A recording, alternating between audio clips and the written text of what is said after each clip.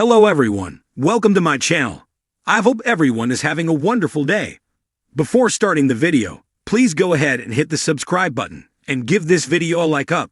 The Young and the Restless. Kyle attacks Audra after learning that Cole died. Jack and Billy butt heads. And Lily tells Kane not to return to Geno City.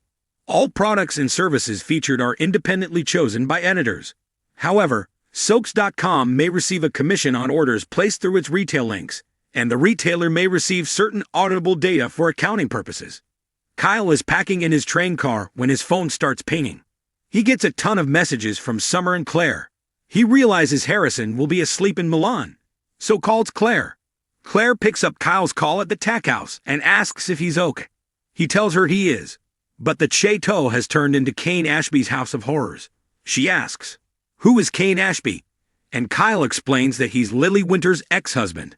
He used the alias Dumas to amass his billions. He tells her about being brought there on a train and the storm washing out the road and tracks. They've been stuck with no way out and no way to call. Claire asks if it was beautiful.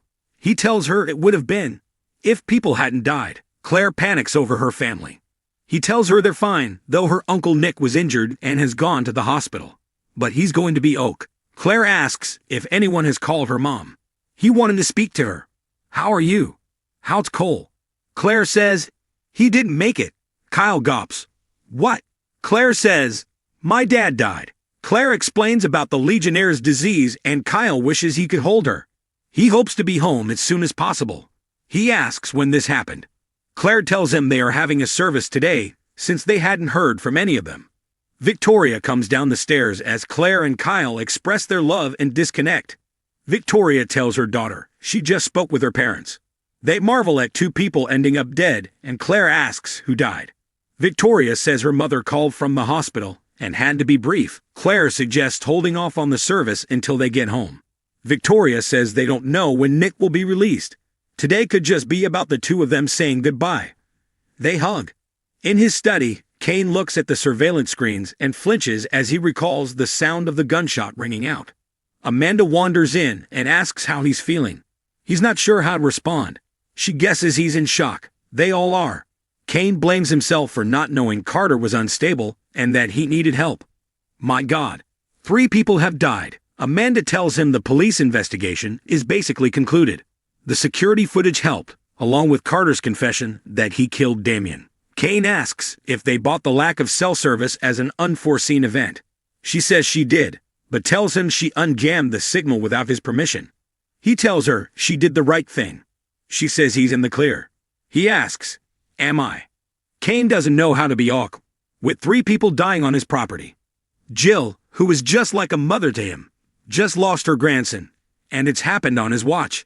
He died saving his life. What if he encouraged Carter too much? He knew about Lily and his hopes for the future. Amanda tells Kane he cannot blame himself for this. They had no way of predicting that Carter would have acted this way. Kane feels he should have seen the signs. He could have gotten him the help he needed. Amanda reminds Kane he was good to Carter. Kane says now he's dead, along with 2 innocent men, and Nick is in the hospital because he was stupid enough to think he might be guilty.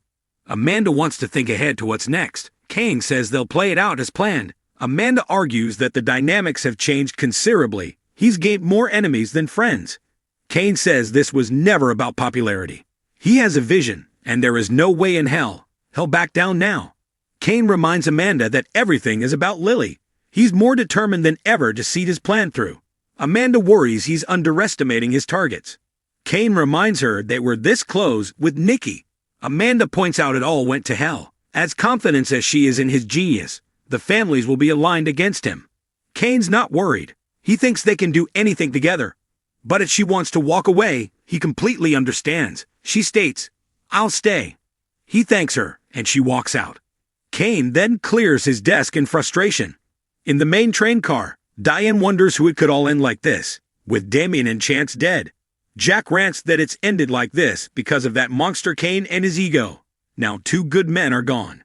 Billy reveals that he told Abby about Chance. It wasn't easy. Phyllis is dreading telling Summer. She and Chance were close. Diane goes over the tragedy of it all. Phyllis agrees it was senseless, but complains about everyone pointing fingers at Kane. Billy backs her up. Jack, appalled, insists that he may not have wielded the weapons. But the deaths are on Kane's head. They bicker as Billy and Phyllis defend Kane, saying he didn't intend for any of this to happen.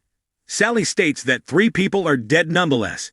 Jack says Chance was such a good guy, always came through. Jill and Nina are going to be devastated by this loss. Billy is sure his mother will find a way to blame him for it. Jack and Phyllis remind him he had no part of it and played a part in saving people. Billy says Chance died a hero. Jack offers to be with Billy when he calls Jill. Billy will leave that to Kane. He doubts she even pick up if he calls. This news is better coming from someone other than him. Audra strolls in, and Diane tells her if she's looking for her son. He's not there. Audra has no interest in tracking down Kyle. Diane tells her she's humiliated herself. Audra's not interested in defending herself even Nate's brother is dead, and Amy will be devastated. She stalks over to Sally, who pours her a drink. Jack reads Kane's welcome note about wait and hope, and Diane points out they still don't know what his plan is, or was. At the tack house, Victoria welcomes Nate in and tells him he didn't have to come by. He thinks it's important to help them honor Cole. He says he briefly spoke to Audra, who gave him the sense that the chateau was quite the ordeal. He wonders if they've decided to hold off on the service. Claire tells her mother that she would like her grandparents and Kyle to be there. Victoria nods. They can wait a day or two. Nate thinks it's wise to wait until they have more people to support them. Nothing cuts deeper than losing someone you love. At the tack house, Nate answers Lily's call and steps outside, which she warns he needs to take the call in private. He asks if she's alright about Kane being Dumas. She says it threw her for a loop, but she's okay. Nate says she doesn't sound okay. He got the sense there was something Audra wasn't telling him. Lily says that's her fault. She hates doing this over the phone, but she didn't want to wait until they got home. She takes a deep breath and says, Nate, Damien is gone. He was killed. Nate tries to take this in. Why? How? Was there an accident? Lily cries. He was murdered. Nate asks how this is possible. Lily explains that the troubled assistant Carter killed him out of some distorted loyalty to Kane. He felt Damien was a romantic threat to Kane. Nate rants that they weren't even a couple. Lily admits they got together at the chateau and became romantically involved. Carter got rid of him to clear the path for Kane. Nate asks if he was doing Kane's bidding. Lily says he claims he had no idea, and he believes him. Nate hopes Carter didn't get away. Lily breathes. He shot himself. She cries that she just wanted him to hear about this from her. She wanted him to be able to tell Amy himself. Nate marvels that Amy barely got her son back, and now he's gone. This will crush her. Lily cries, I'm so sorry, Nate. This shouldn't have happened. He tells Lily to get home safe and disconnects. Nate re-enters the tack house and tells Victoria and Claire that his brother Damien was murdered at the chateau. He can't believe it. He thought they had a lifetime to get to know each other, and now he's gone. Victoria embraces him. They urge him to stay. He admits part of him dreads going home to break this news to Amy. Damien being back in her life gave her the will to fight her cancer. Victoria says, my heart goes out to you and to her. Maybe his years in medicine prepared him, just a little, to share this news. Nate says, this is different. This is my family. As Lily's wiping her tears in her train car, Kay knocks and enters. She rolls her eyes. He tells her he wanted to say goodbye before the train left. Is there anything you need from me? Lily thinks he's done more than enough. She just had to tell Nate that his brother died. She doesn't know where he is or how he took the news because she's stuck there on this train. Cade says the deaths will haunt him for the rest of his life. She says, good. None of this would have happened if he hadn't decided to play God with their lives. Kane will make it right. Lily says he can't make this right. She has a realization and gulps, my God, are you still planning on coming back to Genoa City? Kane shrugs. Wouldn't it be the worst thing? Lily tells her ex he's caused nothing but tragedy. Kane still wants a chance to prove himself. Lily tells him he's deceived her on a massive scale. Why would she believe anything he says ever again? What will he tell their kids? He built a fortune with his father, of all people. He insists that Colin changed and that changed him. Lily doesn't think he's changed for the better and nothing he can say or do will convince her.